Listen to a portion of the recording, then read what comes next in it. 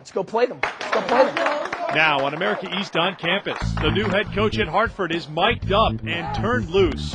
John Gallagher wired. Great pass, Joey! Joey, great pass! One of the top players in America East brought his West Coast game to Orono. Now Gerald McLemore would like to bring a championship to Maine.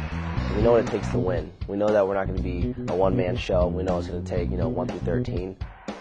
We're at Boston University for a check on the preseason pick to win the conference and how the Terriers are dealing with wearing the bullseye.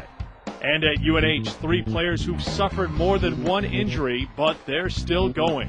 When you're out on the court playing, you don't think about your injuries, you don't feel your injuries, you just play. So I think it's worth it. It's all right now on America East on campus.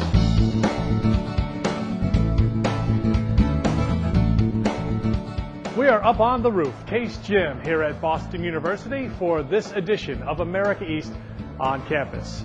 Welcome to BU. I'm your host, Eric Frede. Behind me, the BU women's basketball team hard at work as we are very much in the middle of things in men's and women's basketball in America East, and the BU men and BU women both expected to compete for a championship in March when the tournament takes place at the University of Hartford. Well, let's take you around the league right now with our Hoop Notebook. Everywhere you turn in America East, injuries have been the big story, and it seems no team is immune. Preseason favorite Boston University lost Jake O'Brien and Dom Morris for a period of time. Maine's Sean McNally is playing through pain and not close to 100%. Those injuries aren't season-ending. However, UNH lost Alvin Abreu, their top player, in game number 2 of the season.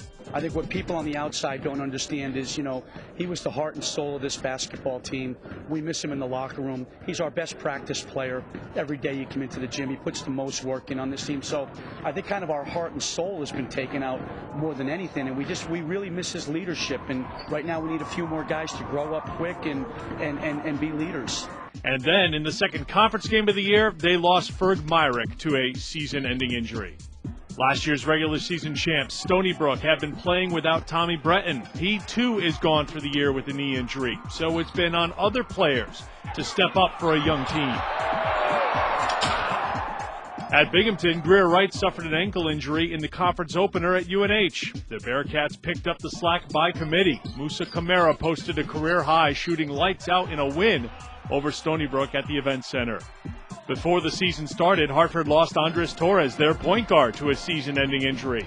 But the Hawks won their first 2 conference games under new head coach John Gallagher after some heartbreaking losses in non-conference play. We lost 4 games the way the Giants lost to the Eagles. So I know how Coach Coughlin, Tom Coughlin feels. So in that aspect, I knew if we stayed with it and we had the guys believe in that it would turn at some point. And then when you win a game, it's sort of, you win another game and you win another game, the confidence is now, guys are back to where they were when I first met them or when they were first here. So it's enjoyable. On the last edition of America East on campus, we went through all the changes in women's basketball due to graduation or injuries.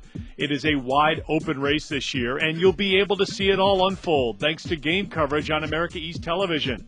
Regular season matchups on the schedule tip off this week. During the season, you'll see both games between rivals Boston University and Hartford. Binghamton's visit to BU is at Agganis Arena January 26th, and UMBC pays a visit to Hartford on February 20th. Both semifinal games at the America East Championship presented by Newman's Own on March 6th will be televised, leading to the championship on ESPNU the following weekend. Coming up, Boston University has some key players returning from last year's team that made a run to the title game, but it's mostly new players getting their first taste of America East play. Head coach Pat Chambers will tell us how it's all coming together next when America East on campus returns.